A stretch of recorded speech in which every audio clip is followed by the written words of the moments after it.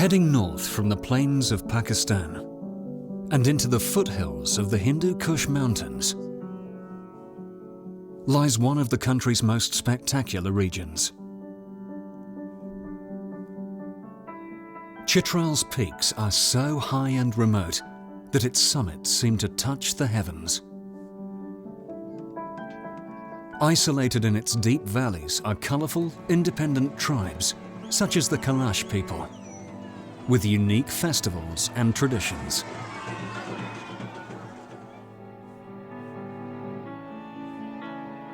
The Chitralis are proud and hospitable people, with an abiding passion for polo. Most villages have a team. Matches are contested on the highest polo grounds in the world. Many ancient ways of life are preserved here, but also protected among these towering peaks is one of Pakistan's hidden gems, Chitral Goal National Park.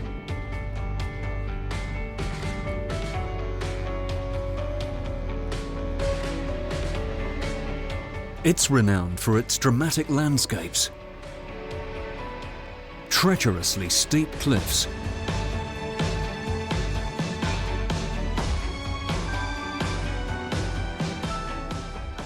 and for one extraordinary animal in particular, the Markhor,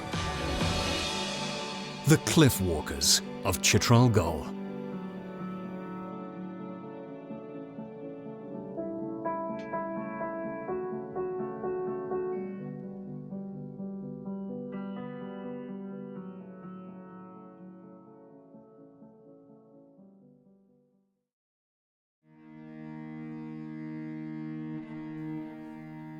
Chitral Goal is one of Pakistan's least known national parks.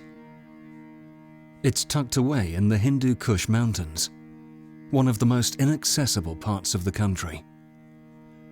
At close to 8,000 hectares, it's not the largest of parks, but what it lacks in area, it makes up for in dramatic scale. There is a nearly 3-kilometre drop between the highest peaks and the valley floor. The winters are long and cold, and the summers are hot and dry. But in spite of the challenging climate and rugged landscape, animals and plants cling on in many extraordinary and resilient ways.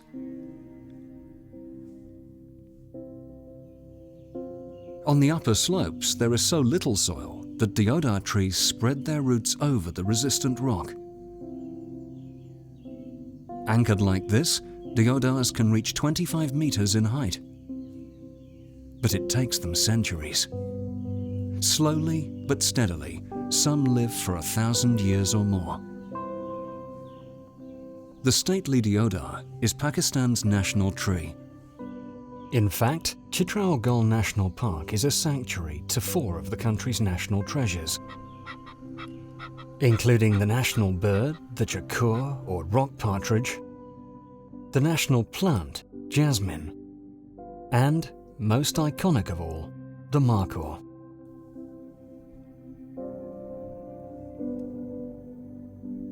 The unsung heroes of the park are the invertebrates, the workers who recycle life's basics and help create the little bit of mountain soil on which all other plants and animals depend.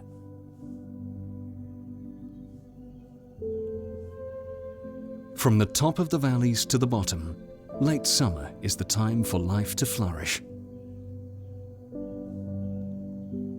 A great variety of plants have found ways to hardy themselves against the cold winters and to take advantage of the warm summers.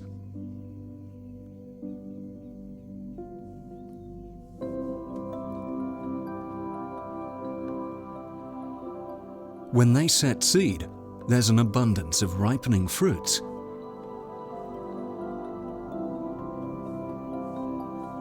On which Chitral Goal's many species of bird will fatten up.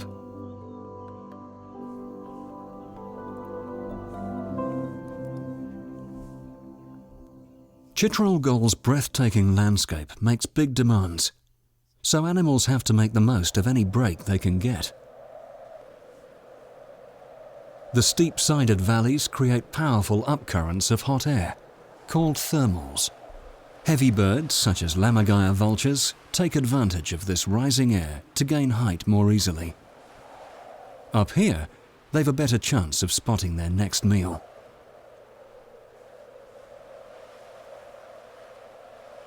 Even the mighty golden eagle is pushed to extremes. Like all large animals, it must cover huge distances to find enough to eat.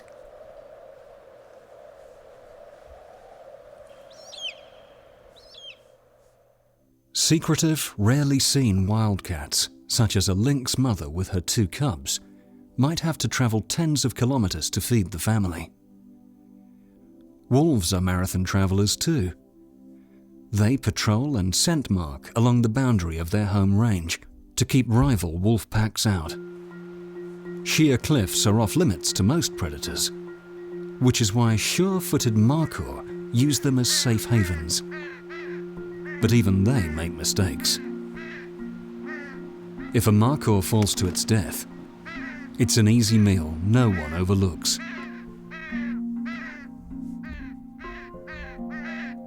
The vulture isn't always the first to arrive, but it easily bullies the ravens to one side.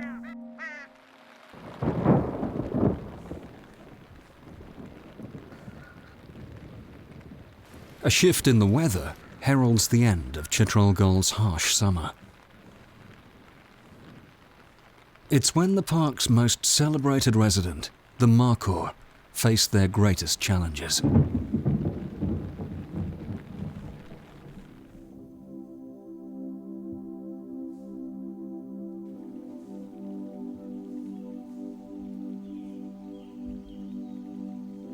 From Chitral Goal's highest peaks, autumn chill descends through the valleys.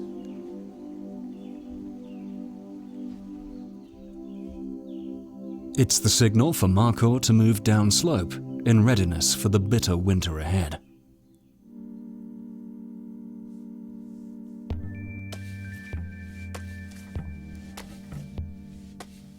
Markhor are one of the largest wild goats in the world.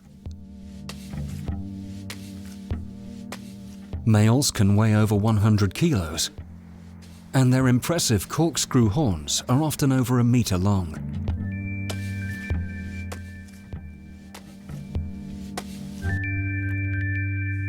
Females are much smaller, but this can be an advantage when the Markhor move into the stands of hollyoak, which provide them with a staple diet of acorns and leaves at this time of year. The lightly built females can climb right into the trees to reach the younger, more succulent leaves growing on the tips of the branches. Their split toes and the sensitive leathery soles on their feet give them excellent grip. The very same balance and agility that allows them to leap so effortlessly across sheer rock walls.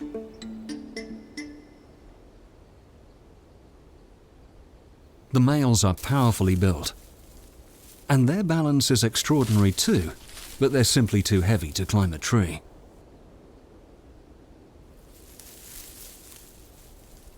Instead, they thrash their heavy horns to try to dislodge the leaves and acorns.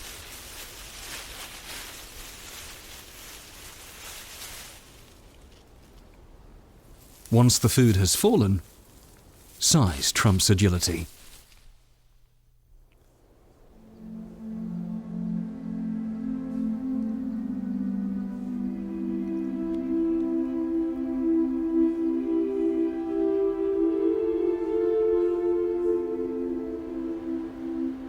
Since leaving the high-altitude summer pastures, they'll have been spending 8 to 12 hours each day looking for something to eat among the rocky crevices and gullies. Females, together with this year's young, huddle into small herds, as much for safety as anything else. There's always danger about.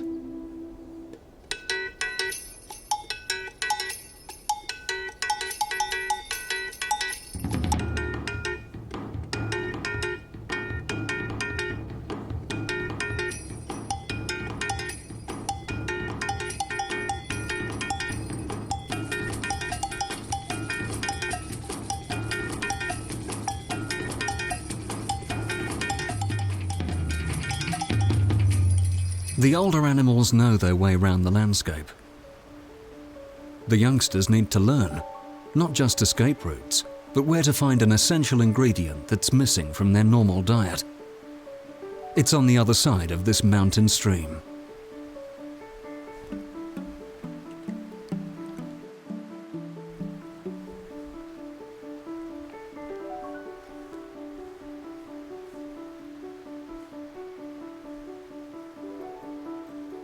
Fast-flowing meltwater has cut through the rock, exposing banks of mineral salts.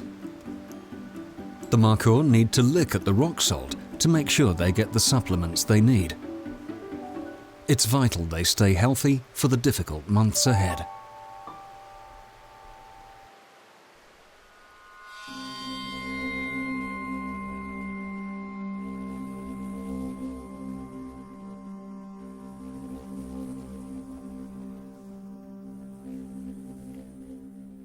In the first 2 weeks of December,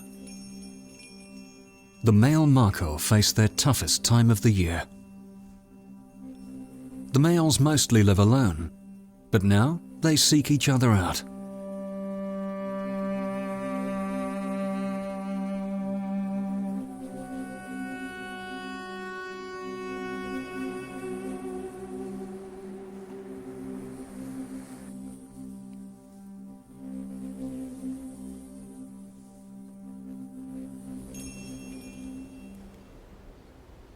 Tentatively, nervously, they will be sizing each other up.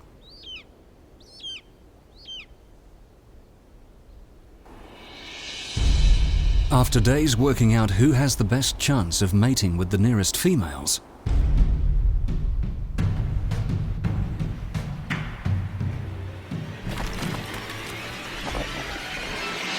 battle commences.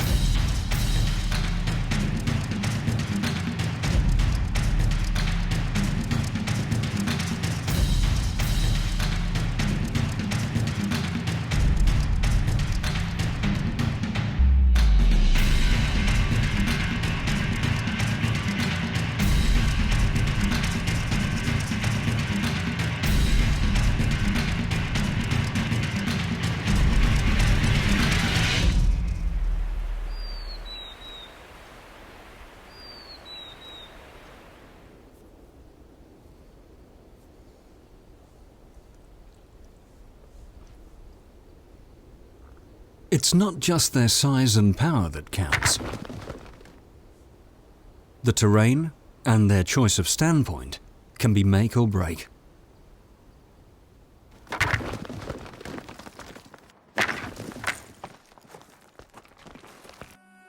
The stakes are so high, the tension and clashes continue well past sundown. A clear winner will mate with up to 30 females. The loser faces an uncertain future.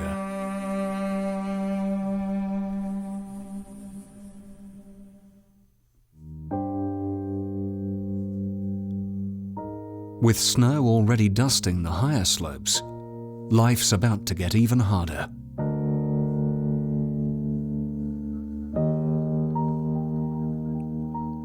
Winter is a punishing time of year.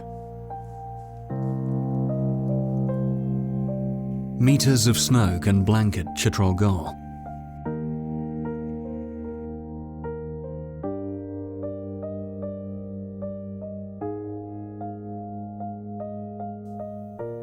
The Markhor remain at lower elevations, still reliant on the hollyoaks to keep hunger at bay.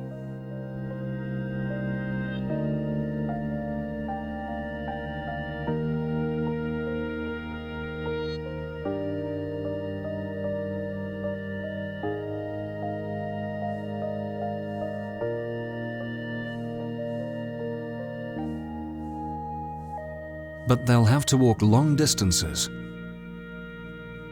across icy rock to find new sources of food. They regularly need to leave the park and feed in the adjoining valleys. And this is when wildlife and the people living around the boundary of Chitral Goal National Park together feel the pinch.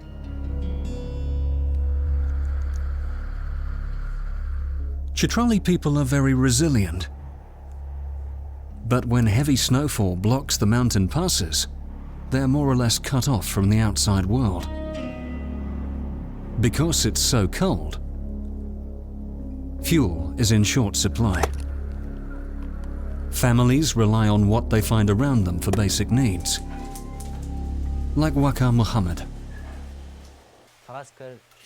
Especially in winter, we rely on wood for cooking and staying warm. Many trees around the park have already been felled. The only trees left here are in the national park, and if they were to be cut down too, the forest would become bare and the animals would leave. It's not just wood cutting that affects the Markhor. It's hungry livestock too. Especially when nomadic herders, Gujars, bring their herds into the area. Decades ago, there was enough food for everyone. Now, it's a different story. As the winter wears on, the grazing wears out. Towards the end of winter, the Gujars even enter the national park to cut boughs of evergreen hollyoak as fodder for their animals. Keeping their animals alive is exhausting work. Hashim's 60 goats need a huge amount of food a day. They're his family's entire livelihood, but he knows the area is suffering too. These are the same hollyoaks that Markhor and other wildlife depend on. We've been coming here for 30 years. It would be impossible to survive here after a year or two. We are bound here at the moment.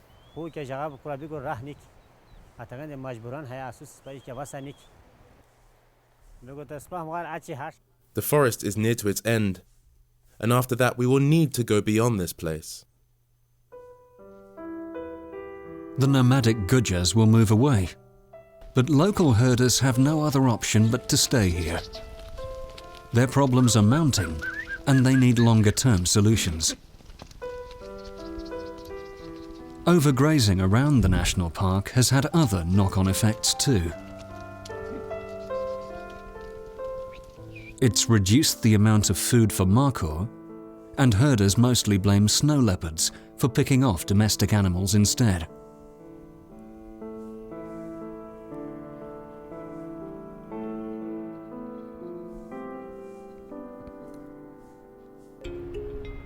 Predators have even stalked right into villages to attack herds gathered in stone corrals. Traditionally, villagers have protected their animals in open enclosures.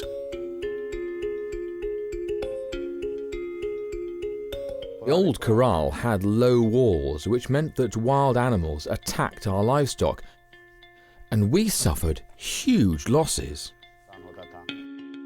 The Snow Leopard Foundation, keen to improve the prospects of both snow leopards and herders, has stepped in to help. Firstly, they have helped fund new corrals. Tall, sturdy stone walls prevent predators from getting in. And the netted roof allows good ventilation for the animals, helping them to stay healthy. They fatten up much better in here. If 1 or 2 corrals are built in each community, people would be very happy, and these livestock would stay safe. The loss of any animal is a blow, but a recent survey conducted by the Snow Leopard Foundation has revealed that relatively few livestock are killed by wild predators. The results of that survey shows that the number of animals that die from diseases is very high compared to those that are killed by wolves or snow leopards. It suggests that well over 60% of livestock deaths result from ill health and malnourishment. To address this problem, the foundation is funding and teaching herders how to keep their animals vaccinated against disease. In olden times, people did not get their animals vaccinated. Today, they have it done a lot. herders are already reaping the rewards of fitter, healthier animals. There has been a big increase in the amount of milk that owners are getting from these animals.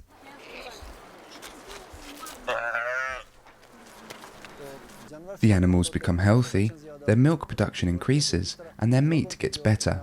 As a result, people are benefiting economically. Through raising awareness, and with relatively simple measures, the day-to-day life of local herders has improved. Now, the mortality rate in herds has decreased a lot. Now, diseases don't spread, and our herds are safe from wild animals. But there's a wider benefit. If more animals survive and are healthy, then shepherds can make a better living with fewer animals. Smaller herds mean less overgrazing. And that improves the future for wildlife in the area too.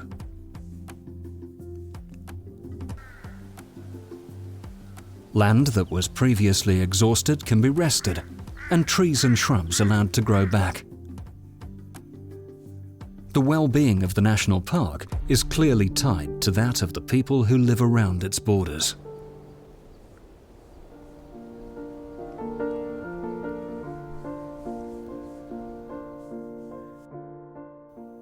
For some locals, the mutual benefits are already very clear.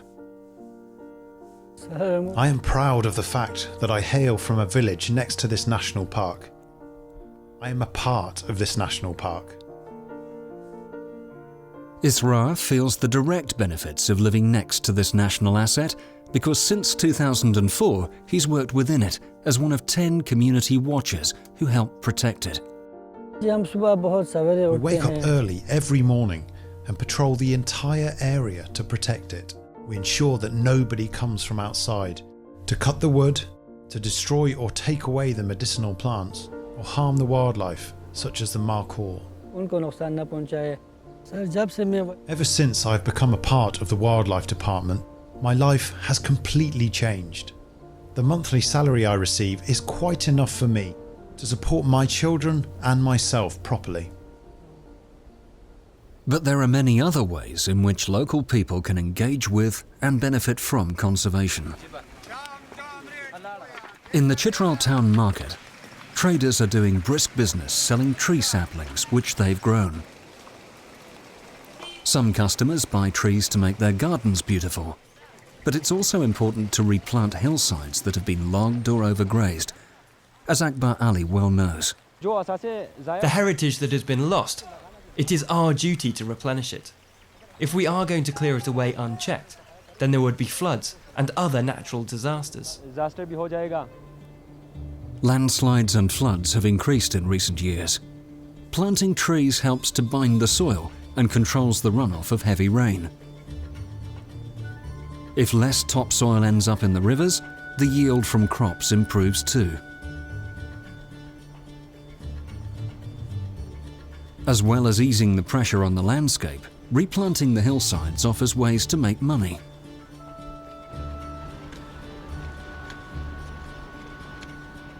As these trees mature, they will provide wood for fuel and fencing, a variety of high-value orchard fruits, and even fodder for livestock.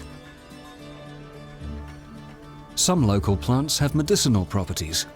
Artemisia, for instance, can be used as an antiseptic remedy, and growing them could provide an extra income stream. Another source of revenue is the hunting of large male markhor, but only in some areas outside the national park. Trophy animals, older animals with impressive horns, are raising hundreds of thousands of dollars in hunting fees. But these operations must be carefully organized and overseen so that the financial benefits are spread fairly throughout the area. For that to happen, general awareness needs to be raised to understand how to keep the markhor population healthy and how caring for the surrounding area helps everyone. If people gain awareness, they will automatically protect it, because it will be embedded in their minds that this is for their benefit. Akbar Ali believes the best people to protect the park and its surrounding area are the locals themselves. The young generation would do this. Who else? No outsider would come and protect it. We have to be here, live here, die here, that's it. Therefore, it is our obligation to protect it. The chief conservator of the province, Safdar Ali Shah, knows that young people are vital to the future care of such a large, remote area.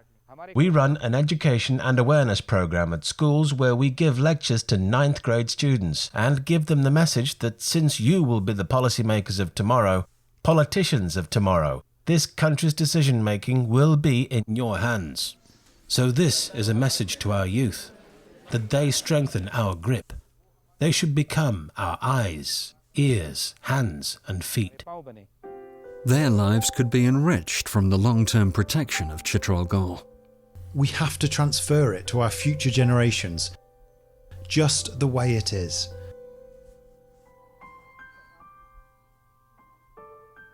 So that they will be happy seeing it as it is.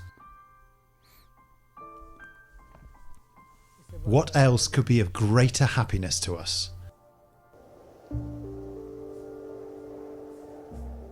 It's essential that local communities engage their hearts and minds with this challenge, because the day-to-day protection of such vast, rugged terrain is a daunting job.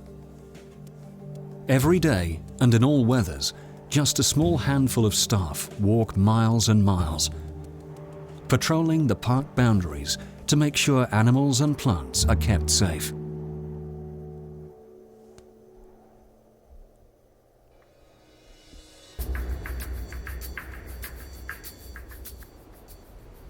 These wardens and watchers need more resources and equipment,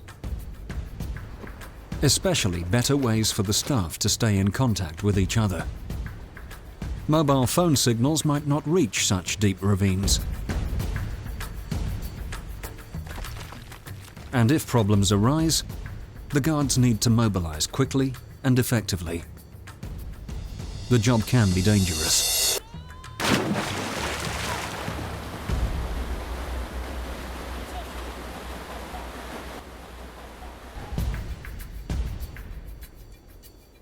On top of this, and even though the Wildlife Department has limited funds, they need to monitor numbers of Markhor and other animals that live in the park.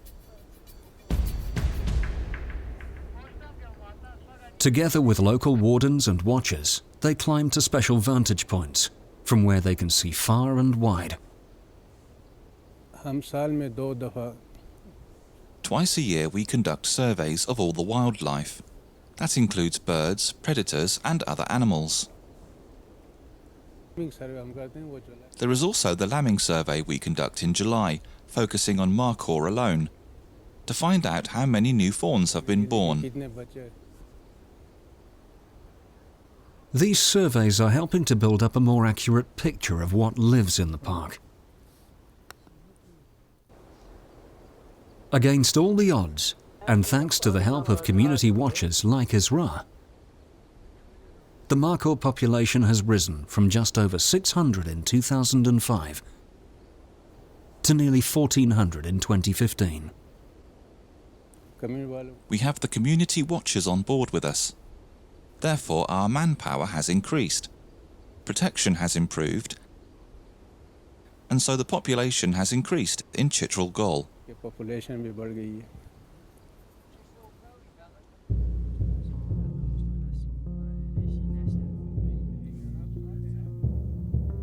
With wildlife numbers on the up, the park could become a great draw for tourists. When we come from the cities, we are coming to feel something different.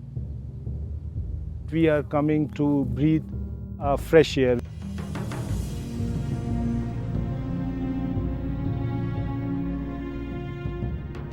I didn't know much about the natural park, but now I'm here and I see these trees, the mountains, and I'm so inspired. The whole view, it's beautiful.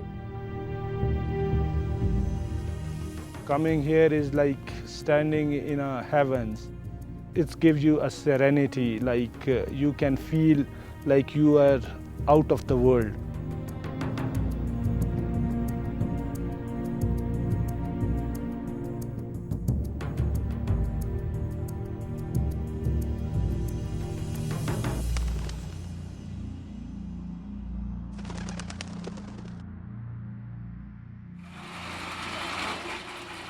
Because Chitral is so remote, it's been very hard to get to.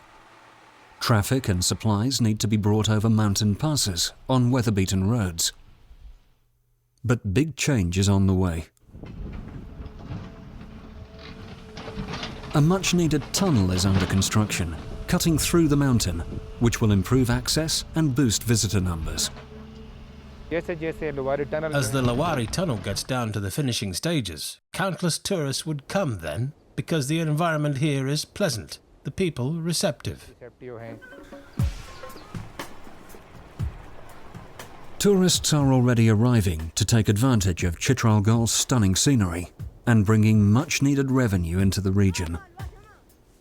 But unregulated, it could cause new problems too, of mindlessly cutting wood for campfires and much more rubbish. We have come to visit this beautiful place. The environment is clean here. However, it makes me sad that people like us come here and leave behind all this rubbish. This is sad. They should not do this. All visitors have a responsibility to clean up after themselves. We are in the process of developing a code of conduct for the tourists. Before entering the national park, people should know about the basics of the park, our prohibitions and the do's and don'ts.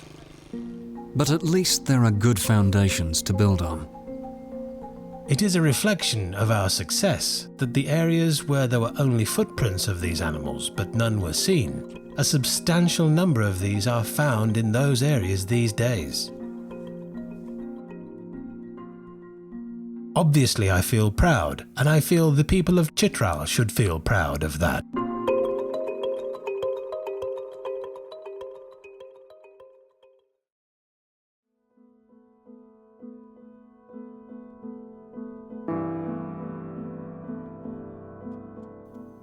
Wildlife is an indicator of the health of an ecosystem. Chitral Goal is an amazing success story, and therefore a positive sign. With limited resources and in challenging terrain, staff have done wonders improving wildlife numbers within the park. Good lessons have been learned, especially the positive involvement of local people. Valuable experience which can be shared elsewhere. The next generation are well placed to carry on the good work. If they learn how special they are and how their lives will be enhanced through care of their surroundings, then both they and the extraordinary cliff walkers of Chitral Goal can flourish well into the future.